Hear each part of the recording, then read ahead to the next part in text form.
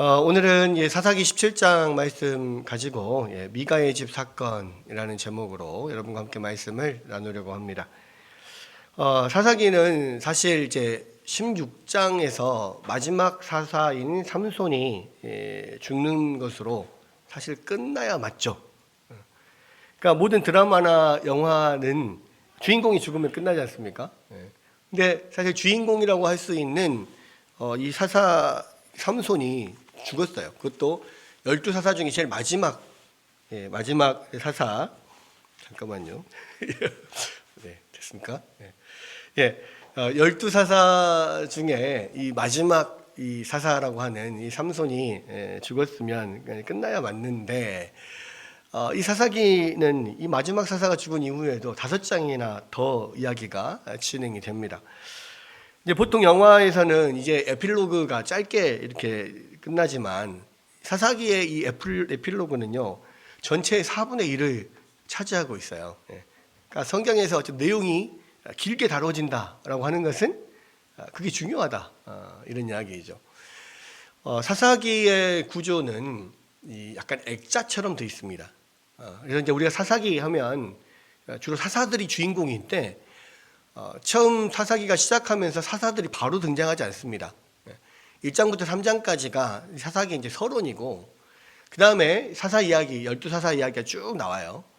그 다음에 뒤에 이제 17장에서 21장까지 5장이 또 사사기의 마지막 결론 또는 에필로그, 이렇게 되어 있습니다. 그래서 액자처럼 가운데 사사의 이야기가 들어있고 서론과 결론에 하나의 그런 이 전체의 틀을 제공하는 그런 이야기들이 붙어 있는 거죠. 그래서 이제 액자식 구성으로 이제 되어 있습니다. 그래서 이제 이 사사기 앞부분에서는 이 사사기의 패턴이 잘 나오죠. 이게 하나님 앞에서 하나님께서 이 명령하신 명령을 잘 지키고 하나님을 잘 섬길 때는 평안하게 있다가, 그러나 이 좀만 시간이 지나면 하나님의 말씀을 어기고 또 하나님을 배반하고 우상을 숭배하고 이렇게 또 하나님을 배반하고 떠나면 하나님께서 그들에게 이 주변에 있는 이민족들을 들어서 그들을 치시죠. 그 이민족 그 압제 가운데서 굉장히 고통을 받던 이스라엘 백성들이 하나님 앞에 또 부르짖으면 하나님께서 그들을 도와서 사사를 보내서 그들을 구원하시는 이 내용, 이것이 계속 반복이 되죠. 이것이 어떤 하나의 패턴이라고 하는 것을 보여주는 게 1장부터 3장까지의 서론이고요. 이 뒤에 17장에서 21장까지의 이 5장 뒤에 부분 마지막 에필로그로 들어가는 이 이야기는 그때 당시 이스라엘의 어떤 시대적 배경 또는 사회적 배경을 이게 뭐 단적으로 보여주는 이 2가지 사건을 기록을 하고 있습니다. 이제 크게 이제 2가지 이야기인데요. 17장, 18장은 미가의 집 사건이라고 이렇게 제목을 붙일 수가 있고, 그 다음에 19장에서 21장까지는 이 레위인의 첩 살인 사건, 이렇게 2가지 사건을 이름을 붙일 수가 있습니다. 두 이야기는 아주 긴밀하게 연결이 되어 있는데요. 왜냐하면 이 2 이야기는 모두 에브라임 산지와 유다 베들레헴이 그 배경이 됩니다. 그리고 이 2 이야기에 모두 레위인이 등장을 해요.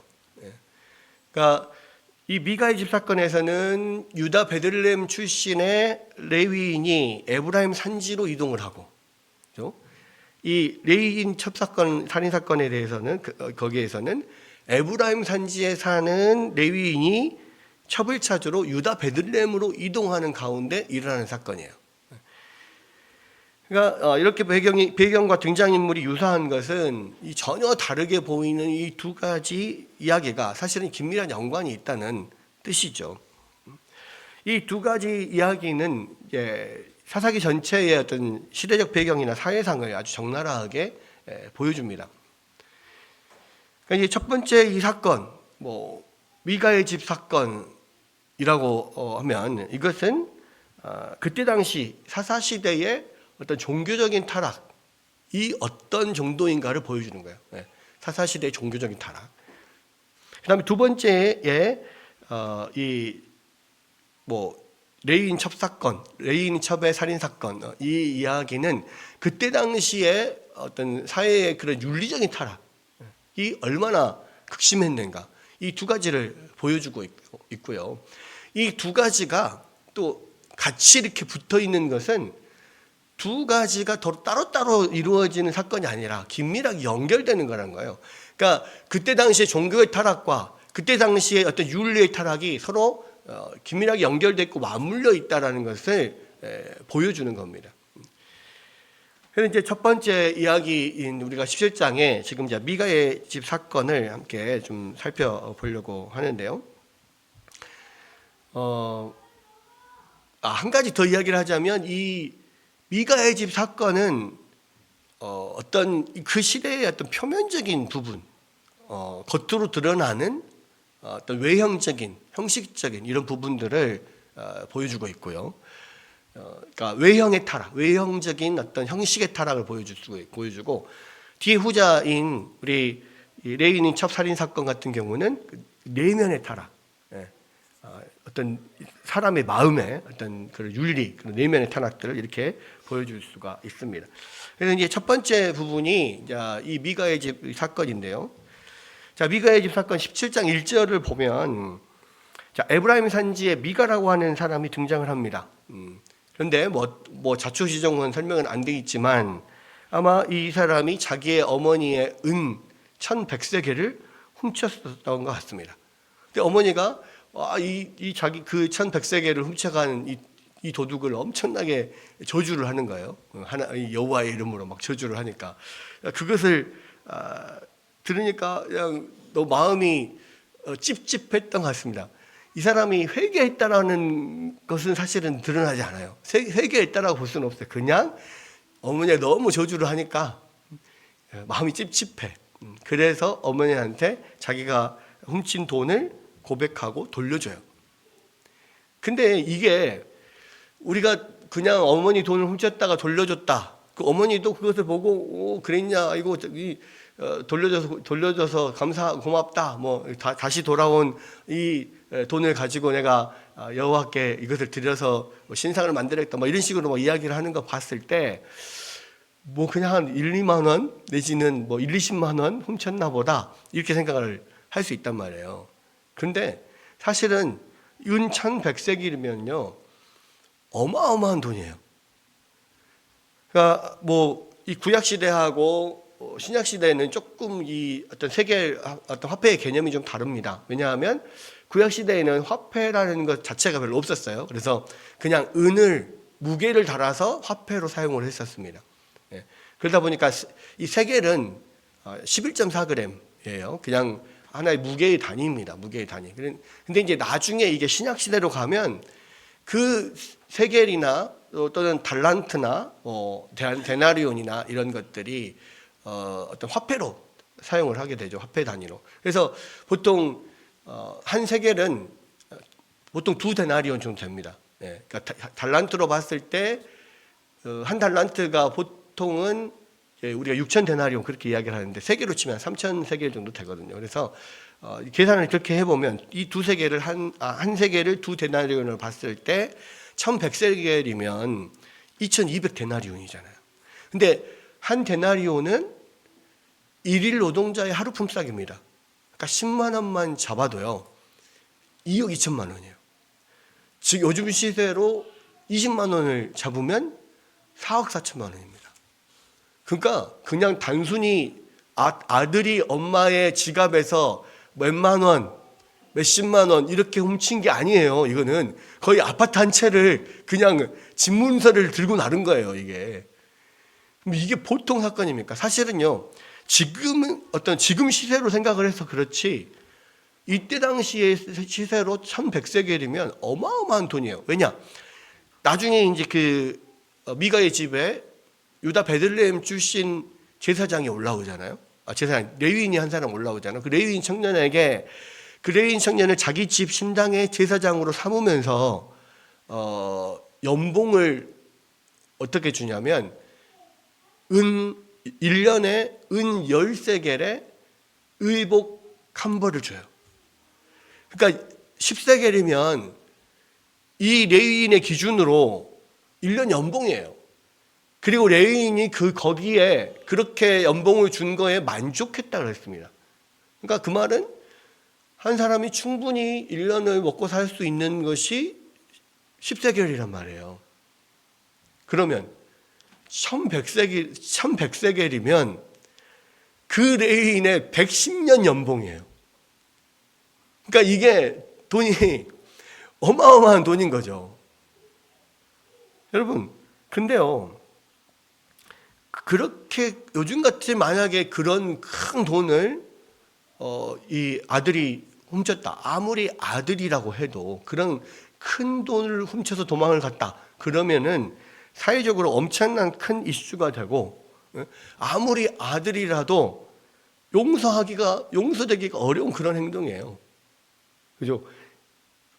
나중에 그 돈을 훔쳐간 사람이 아들이라는 것을 알게 되면 니하고 나하고 모자지간에 연을 끊자 뭐 이렇게 될 확률이 크단 말이에요. 그만큼의 엄청난 지금 그런 사건인데, 근데 진짜 그냥 몇만 원, 몇십만 원 훔쳐서 이렇게 갔다가 고백한 것처럼 그냥 담담하게 아이고 그러냐? 그 엄마가, 미가의 엄마가 반응이 아이고 그러냐?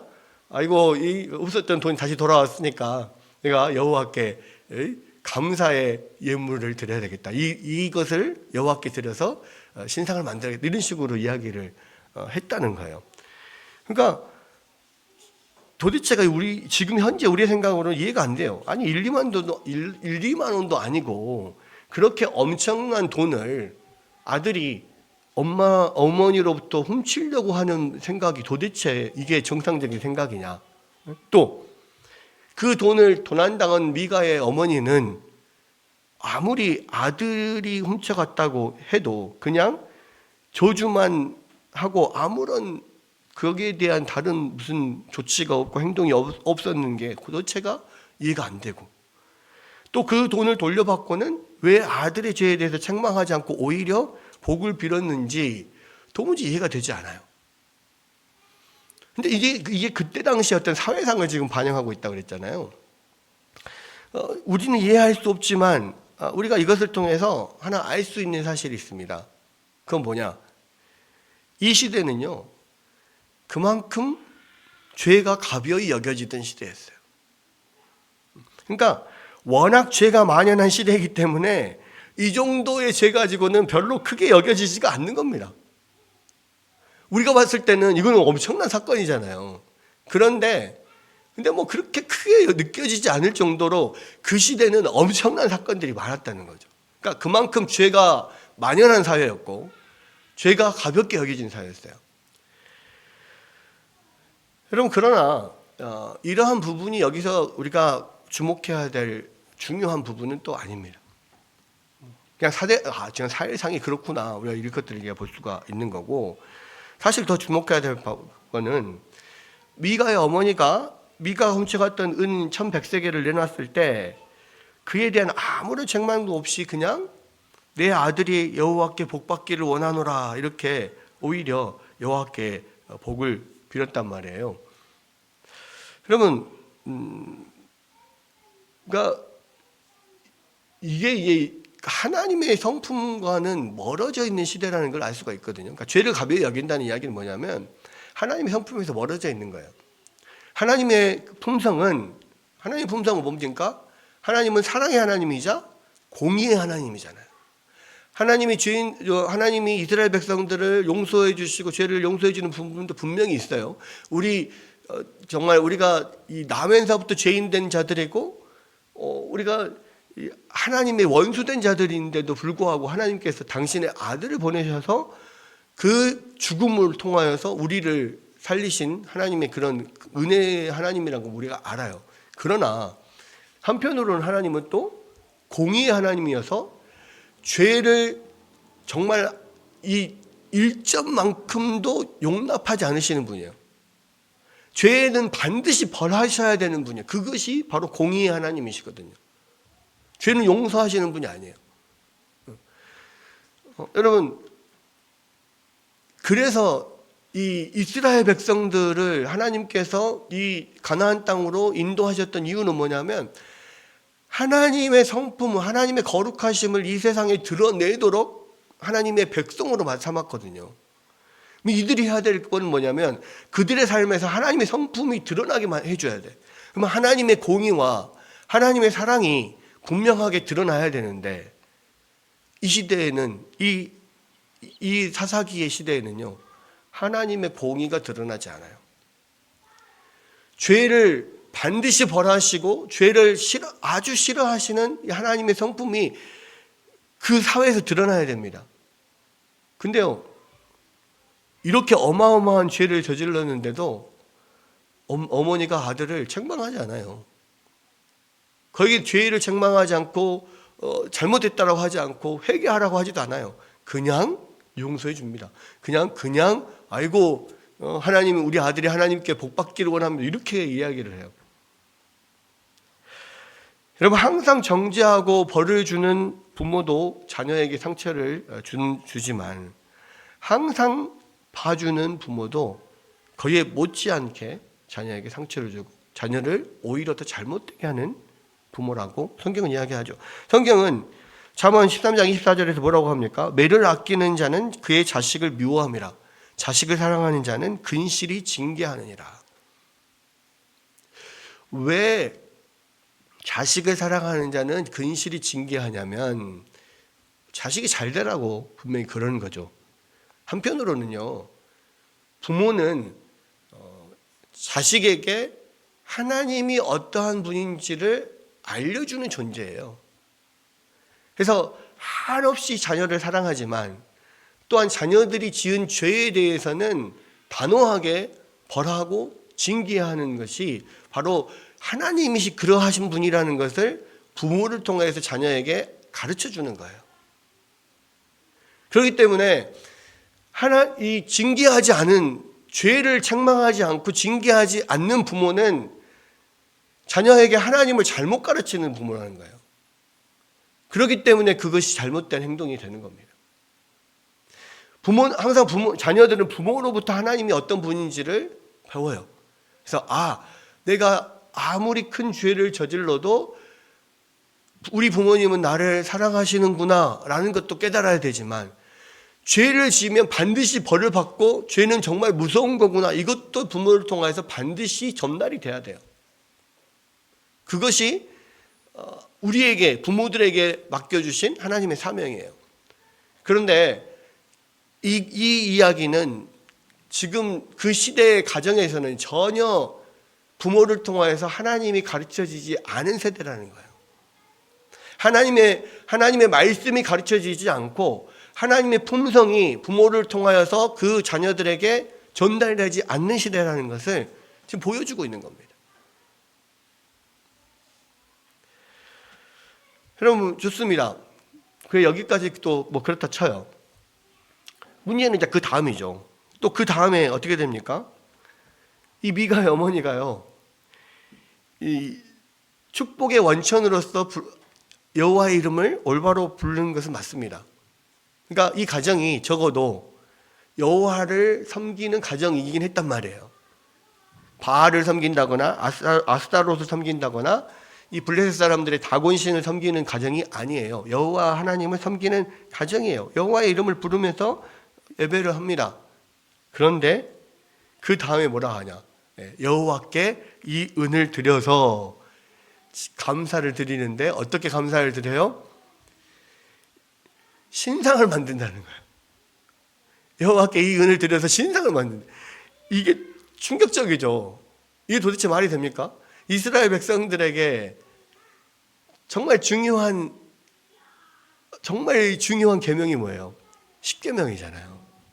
이 하나님과의 어떤 약속, 하나님의 백성이 될 때 지켜야 될 법으로서 가장 핵심적인 내용으로 10계명을 받았습니다. 그런데 그 계명, 이 계명에 뭐라고 되어 있습니까? 나 외에 다른 신은 내게 두지 마라. 1계명이죠. 어떠한 형상으로도 나를 우상을 만들지 마라.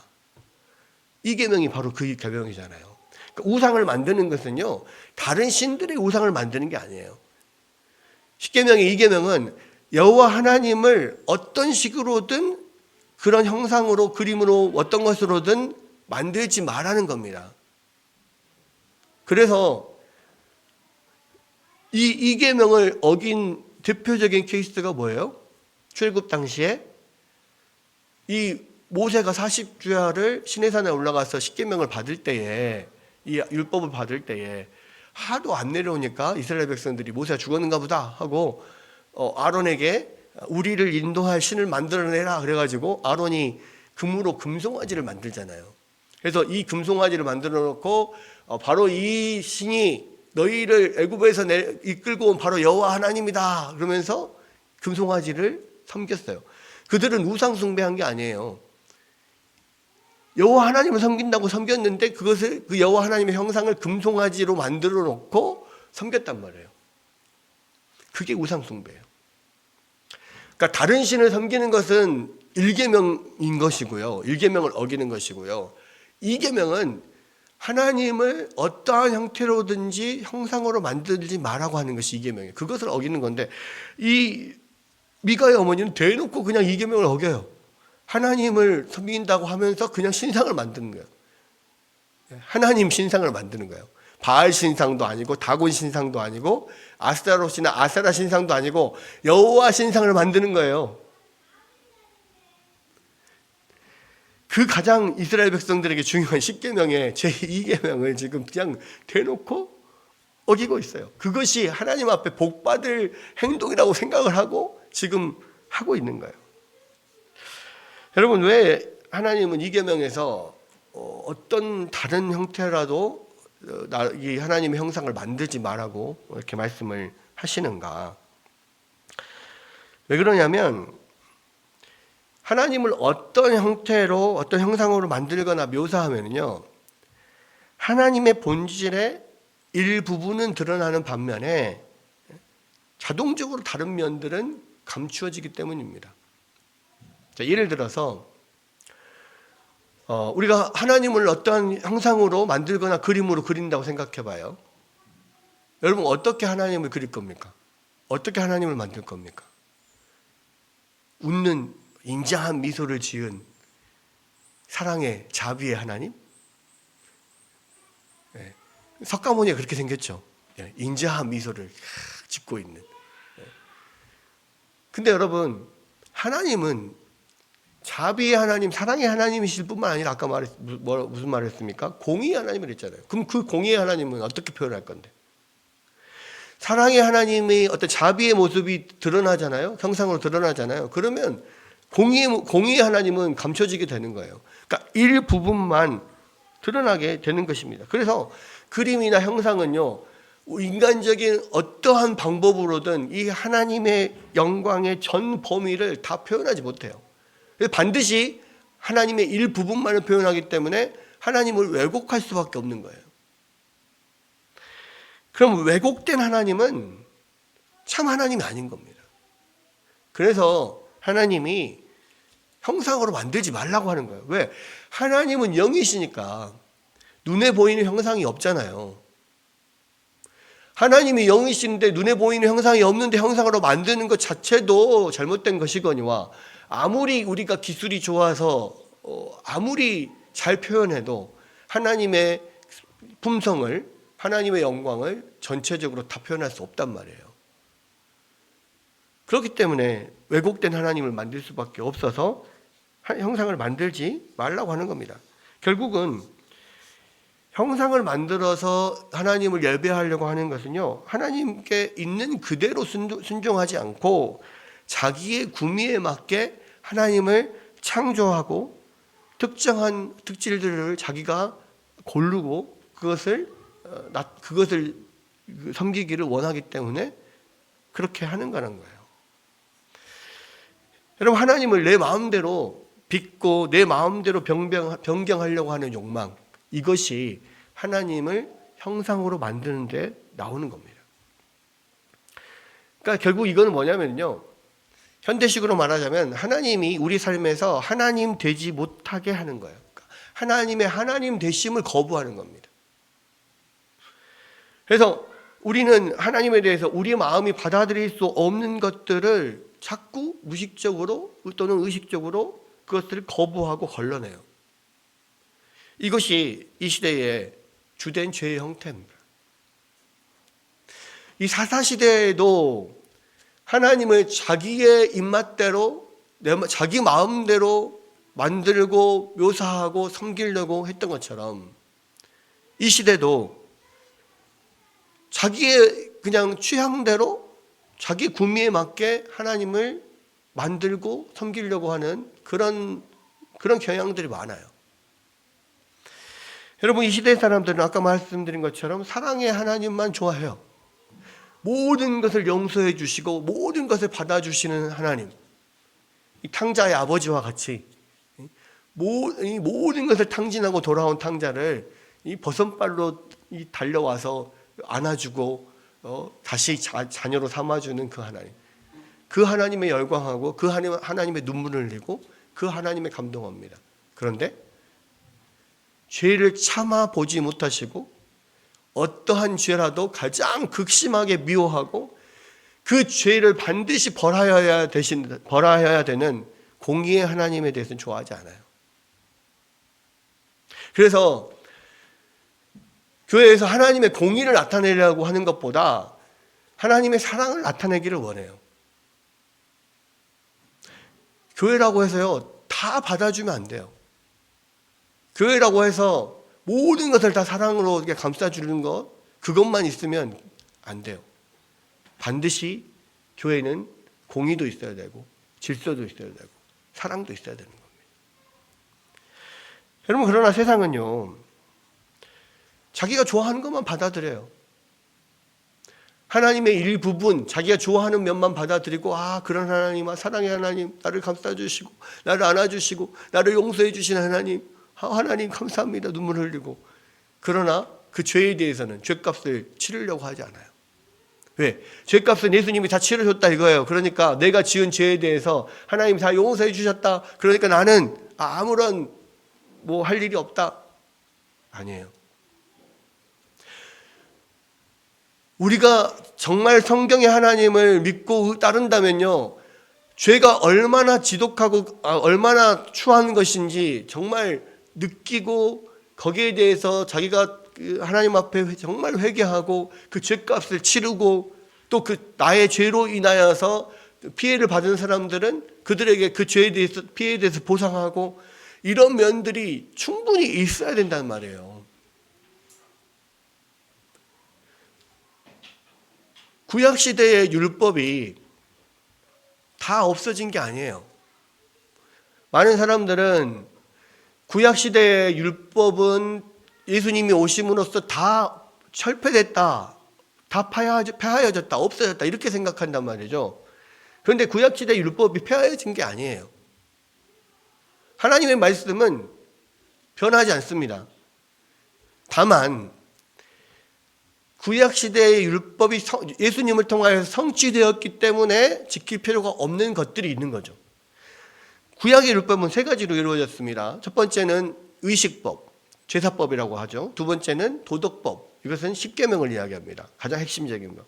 세 번째는 시민법, 십계명을 비롯하여서 이 십계명을 그 당시의 문화에 적용해서 나오는 여러 가지 율례들.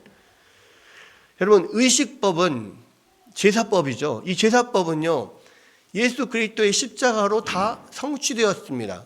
그래서 이 제사법은 예수 그리스도께서 우리를 위해서 대신 죄를 대신해서 돌아가시고 죽으시고 그 죄를 사해 주시는 것에 대한 그림자이기 때문에 예수 그리스도의 십자가로 이루어졌기 때문에 더 이상 우리가 동물의 제사를 드리지 않는 거예요. 왜? 예수님이 완전하신 그런 육체로 완전하신 제물로 하나님 앞에 영단번에 제사를 드렸잖아요. 그렇기 때문에 더 이상 동물로 제사를 지내지 않아요. 그리고 여러 가지 의식들, 손을 씻고 이런 것도 다 마찬가지. 예수 그리스도 안에서 그게 다 이루어졌어요. 그러니까 그런 의식법들은 우리가 지키지 않아요. 다만 예수님께서 너희가 이 산에서도 말고 저 산에서도 말고 장소에 상관없이 예배 드릴 때가 오나니 곧 이때라. 예배하는 자들이 영과 진리로 예배할 때가 오느니라 이렇게 말씀하셨잖아요. 요한복음 4장에서. 우리가 그렇게 예배 드리면 돼요. 예수님 안에서 모든 것들이 의식법들이 이루어졌으니까 우리가 영과 진리로 어느 곳에서나 예수님을 통해서 예배를 드리면 됩니다. 그러니까 의식법은 우리가 안 지켜도 돼요. 그러나 가장 중요한 도덕법, 십계명이죠. 그리고 이 십계명은 반드시 영원히 구약이나 신약이나 지금 이 시대나 똑같이 십계명은 지켜야 돼요. 그건 하나님의 뜻은 변하지 않습니다. 또 시민법, 율례라고 하는 그 십계명이 그 당시의 시대적인 문화에 어떻게 적용이 되는가라고 하는 이 법은, 이 문제는 그냥 그 문자 그대로 그냥 지키면 안 돼요. 왜? 그 시대의 문화, 시대적 배경과 이 시대의 문화가 다르니까요.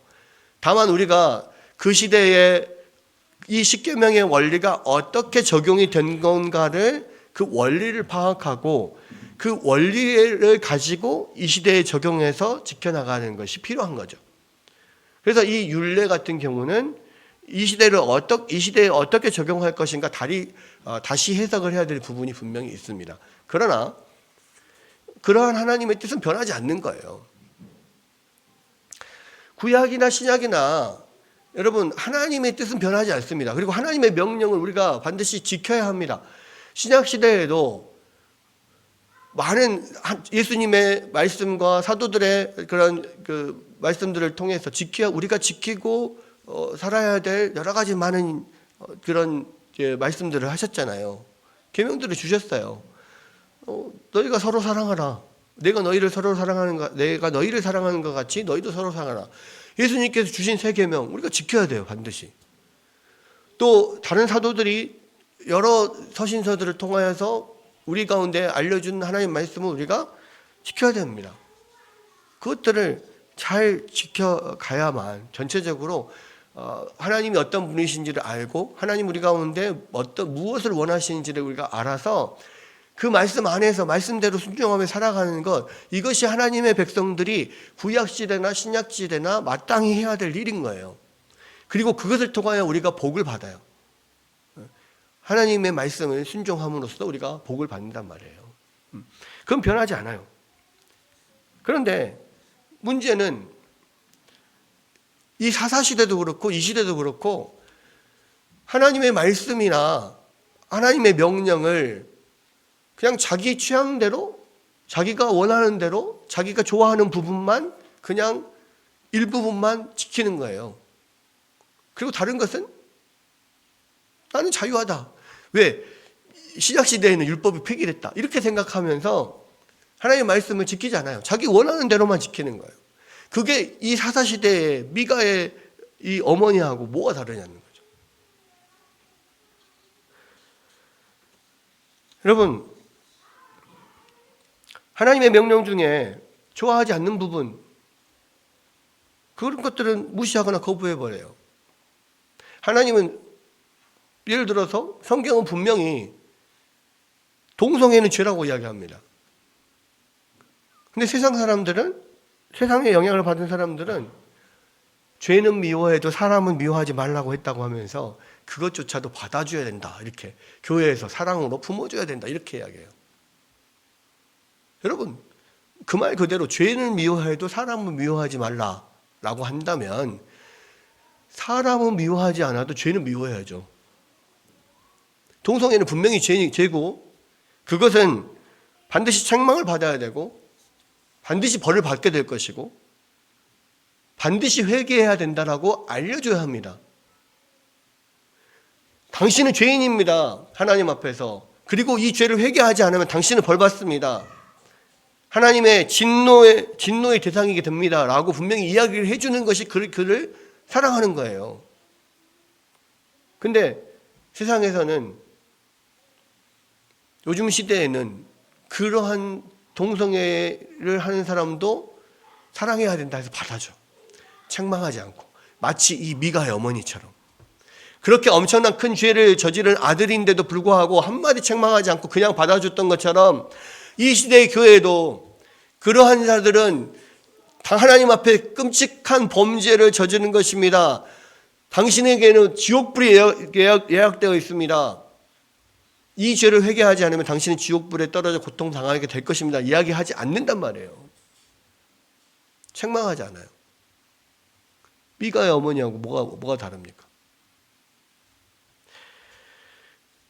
여러분, 또 거기 성적인 면에 굉장히 그런 면도 강한데, 하나님은 분명히 이 성관계라고 하는 것이 결혼한 부부 사이에서만 허락된 것이라고 분명히 성경은 말하죠.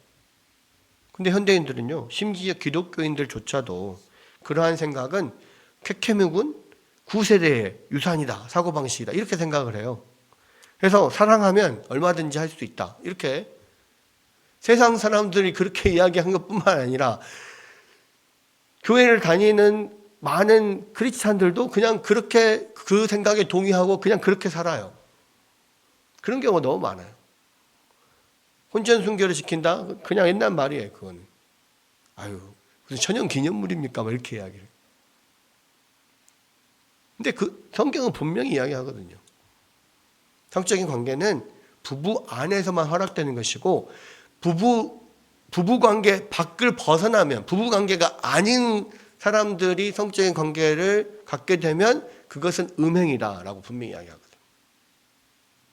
근데 많은 사람들이, 심지어는 기독교인들조차도 음행을 하면서 그것은 이 세대의 흐름이다, 어쩔 수 없는 문화적인 흐름이다라고 생각하면서 전혀 죄책감을 느끼지 않아요. 하나님 앞에 범죄라고 여기지 않아. 여러분, 그런 시대에 살고 있어요. 이게 뭡니까? 결국은 자기 마음에 드는 것만 따르는 거예요. 하나님을 자기 마음대로 그냥 만들고 빚어내고 자기 마음대로 그냥 그렇게 섬기는 거예요. 미가의 어머니가 미가의 집에서 하나님께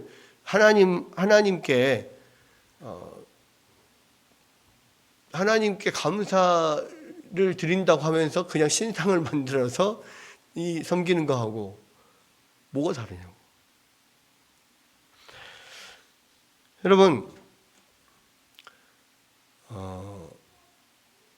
이 미가의 이 어머니의 그런 그 신앙, 그러한 어떤 종교적 형태, 이런 것들이 그 시대의 일반적인 가장 단면적으로 보여지는 그러한 어떤 단면이었다는 거예요. 그 시대의 신앙 형태가 다 그랬단 말이에요.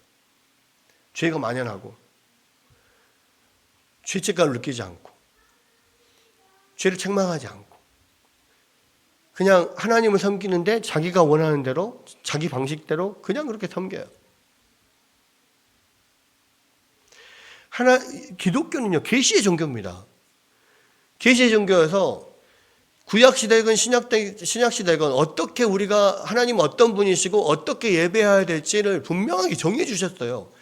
하나님이 정해 주신 방법대로 예배해야 되고 하나님이 정해 주신 방법대로 섬기고 살아야 돼요. 그것을 하나님께서 기뻐하시지, 그것에서 벗어나면 우상 숭배인 거예요. 근데 사사시대나 지금 이 시대나 자기 마음대로, 자기가 원하는 대로, 하고 싶은 대로 그냥 그렇게 신앙생활을 해요.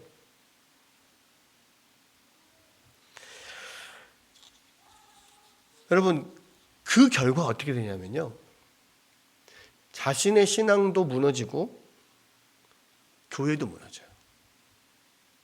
그 결과가 어떻게 되냐면 유다 베들레헴에서 거주할 곳을 찾아서 에브라임 산지까지 온 레위인을 통해서 나타나는 거예요.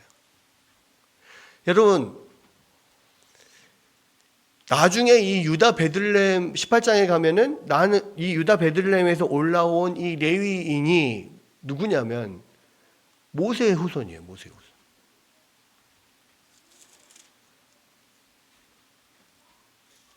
여러분, 모세의 후손이면요, 모세의 얼마 안 되는 모세의 후손, 그냥 까마득한 후손이 아니에요. 몇 대손 정도밖에 안 돼. 근데 모세의 후손이면 나름대로 괜찮은 집안이잖아요. 그렇죠? 물론 아론의 후손들만이 제사장이 될 수 있으니까 모세의 후손인 이 레위인은 제사장은 아니에요. 그러나 레위인들 가운데도 나름대로 명망이 있는 그런 집안의 레위인이잖아요. 근데 그 레위인이 거주할 곳을 찾아가지고 유다 베들레헴을 떠나서 지금 에브라임 산지까지 왔어요. 그 시골까지 왔단 말이에요. 왜 왔겠습니까? 먹고 살 게 없어서. 그럼 왜 먹고 살 게 없습니까? 레위인은 하나님의 성전에서 하나님을 섬기는 일에만 전념하도록 다른 기업이나 직업을 갖지 않았습니다. 대신 뭘로 먹고 살았습니까? 레위 지파를 제외한 나머지 11지파에서 각각 소산의 10분의 1을 떼어서 레위 지파에 주는 거예요. 그것을 가지고 레위 지파가 안에서 제사장들과 그 레위인들이 다 나누어서 거기서 먹고 살았단 말이에요. 근데 여러분 생각을 해보십시오. 11지파가요 10분의 1을 띄어서 줘요. 레위 지파에게. 그러면 레위 지파는 10분의 11을 받겠죠. 11지파가 10분의 10을 떼어주니까. 나머지 지파들은 어떻게 될까요? 10분의 9를 가져요. 10분의 1이 줬으니까. 그러면 산술적으로 생각을 했을 때 10분의 9를 가지고 생활하는 다른 지파보다 10분의 11을 가지고 생활하는 레위 지파가 훨씬 더 풍족하게 살아야 되잖아요. 그러니까 정상적인 하나님의 말씀을 순종하고 정상적인 제도 안에서 신앙생활을 전체가 다 잘하고 산다면 레위 지파가 다른 지파보다는 조금 더 풍족하게 살 수 있어요. 근데 그래서 이 레위 지파의 삶이 얼마나 풍성하느냐 빈곤하느냐에 따라서 이 이스라엘 전체의 어떤 신앙적인 수준이 드러나는 거예요. 그러니까 레위 지파의 삶이 그 이스라엘 전체의 신앙의 척도가 되는 겁니다. 하나님 말씀대로 그 11조를 잘해요. 그러면은 풍족하게 살죠. 근데 11조를 잘 안 하게 되면 어떻게 돼요? 레위인들은 먹을 게 없어요. 그러니까 더 빈곤한 삶을 살게 되죠. 그런데 이 유다 베들레헴에 살던 심지어는 모세의 후손인 이 레위 청년은요, 도저히 그곳에서 살 수가 없어서 먹을 것을 먹고 살 길을 찾아서 에브라임 산지까지 올라왔다고. 그 말은 뭔 말이에요? 11조가 전혀 안 되는 거예요. 왜 레위인들이 굶어서 더 이상은 살 수 없다 해서 일자리를 찾아 나옵니까? 11조를 안 하니까. 왜 이스라엘 다른 지파들이 11조를 안 합니까? 하나님의 말씀을 자기 마음대로, 자기 좋아하는 대로, 자기 마음에 좋아하는 것을 지키고 좋아하지 않은 것을 안 지켰기 때문에 그런 거예요. 11조를 자기가 하나님의 말씀대로 잘 지켜 생활하면 해야 되는데 10분의 1 아깝잖아. 안 한 거예요.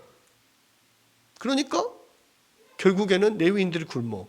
그러니까 결국 레위인들이 제사장들이 다 뿔뿔이 살 길을 찾아 흩어져. 그러니까 하나님의 성전은 비어. 이스라엘 백성들을 위해서 제사할 수가 없어. 아니 제사장과 레위인이 없는데 어떻게 성전이 돌아갑니까? 성막이 어떻게 돌아가요? 그럼 결국 교회가 붕괴돼. 그러면 이스라엘 백성의 신앙도 붕괴돼, 교회도 붕괴돼. 그러면은 소망이 없는 거예요. 무슨 이야기냐면 하나님의 말씀대로 내가 잘 지켜서 순종하고 하나님의 말씀을 잘 따르지 않으면요, 내 신앙도 붕괴가 되고요, 교회도 붕괴되는 거예요. 그 시대가 개인의 신앙도 교회도 붕괴된 시대가 사사기 시대고요. 이 사사기 시대에 그래서 죄가 만연한 거예요.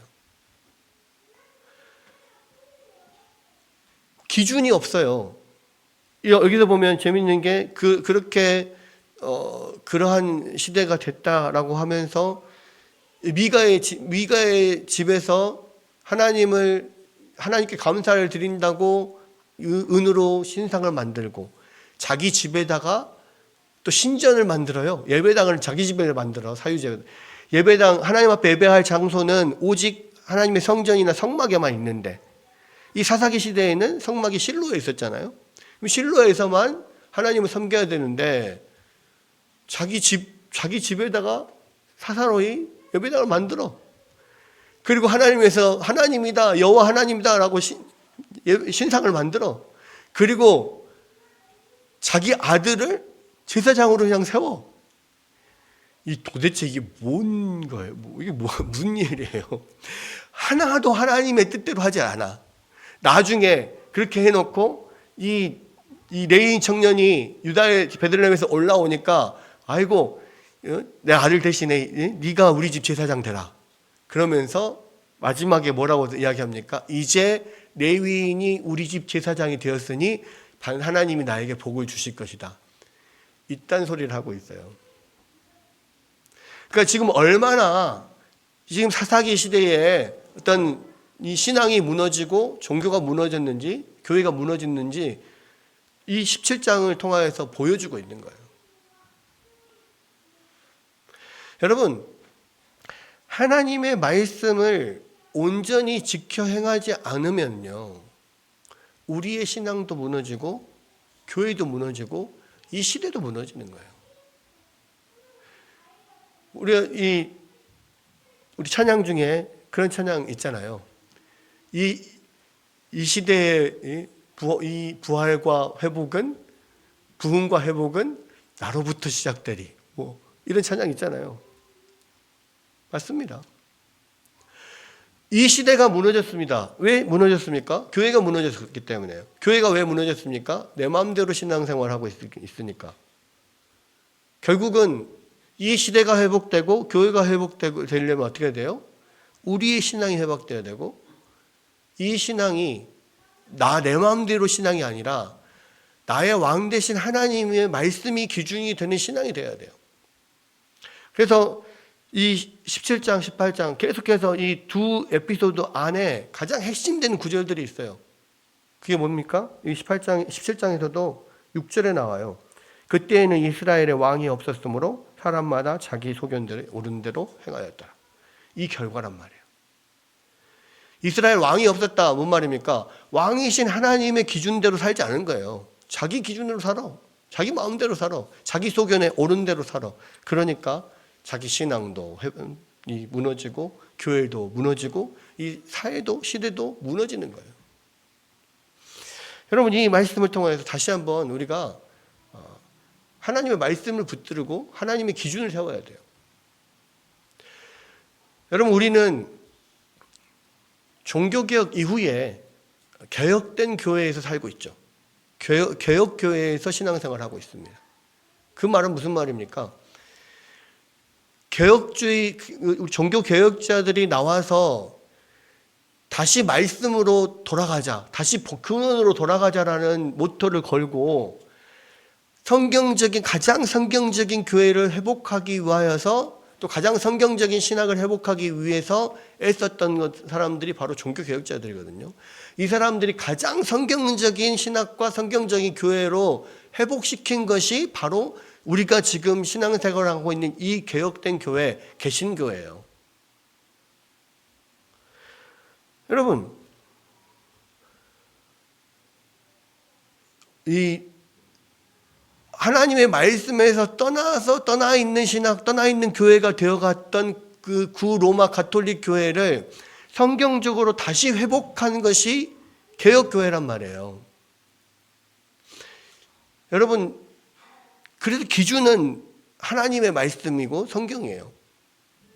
근데 이 성경적인 교회가요, 시간이 지나면 또 다시 인간적인 여러 가지 방법들로 변질되는 경향들이 있어요. 그래서 다시 원래대로 아드폰티스트라고 하죠. 다시 근원으로 돌아가고 다시 근원으로 돌아가고 해야 되는 거예요. 이 시대 종교개혁이 일어난 이후 지금 거의 몇 년이 지났습니까? 500년 이상이 지금 지났잖아요. 그만큼 또 인간적인 그런 내 마음대로 신앙이 많이 붙어있는 그런 교회들이 되어갈 때 우리가 해야 될 일은 뭐예요? 다시 성경적인 교회로 돌아가는 거예요. 다시 성경적인 신앙으로 돌아가는 거예요. 그래서 다시 한번 종교개혁자들이 이 목숨을 걸고 개혁했던 그 시대의 신학과 교회가 어떤 건지를 우리가 더 잘 공부하고 들여다보고 거기로 다시 돌아가고자 하는 그런 운동들이 우리 안에서 일어날 때만이 비로소 우리의 신앙도 회복되고 교회도 회복되고 이 시대도 회복될 수 있는 거예요. 세상은 자꾸 이 시대에 맞춰서 교회가 변화되어 가야 된다라고 이야기를 합니다. 근데 그 결과가 사사시대의 교회예요. 이 미가의 집의 교회라고. 이 시대에 맞춰서 교회가 변화될 것이 아니라요, 이 시대에 의하여서 변질되어 있는 그러한 우리 신앙과 교회의 상태를 다시 원래의 기준대로 성경적인 교회와 신앙으로 계속해서 되돌려야만 우리가 제대로 된 교회가 될 수가 있는 겁니다. 여러분, 그래서요, 우리가 다시 하나의 말씀을 붙잡아야 돼요. 이 시대에 이 적합한 많은 사람들과 소통할 수 있는 교회를 만드는 것이 참된 교회를 만드는 게 아니라요, 하나님의 말씀을 붙잡고 하나님의 말씀대로 돌아가는 교회로 만드는 것이 참된 교회를 만드는 것이고 이 시대의 개혁인 거예요. 다시 한번 이 사사기를 통하여서 우리가 어떻게 해야만 우리의 신앙이 회복되고 교회가 회복되고 이 시대가 회복될지를 다시 한번 붙들었으면 좋겠습니다. 그래서 하나님의 말씀, 이 정말로 하나님께서 원하시는 것이 무엇이냐, 그것을 고민했던 종교개혁자들의 신학과 또 그들의 어떤 삶, 또 그들의 어떤 교회의 체제, 이런 것들을 우리 연구하면서 함께 다시 한번 이 시대에 제2의 종교개혁이 일어나도록 함께 노력할 때 이 땅에 정말 참된 부흥과 회복이 있을 줄로 믿습니다.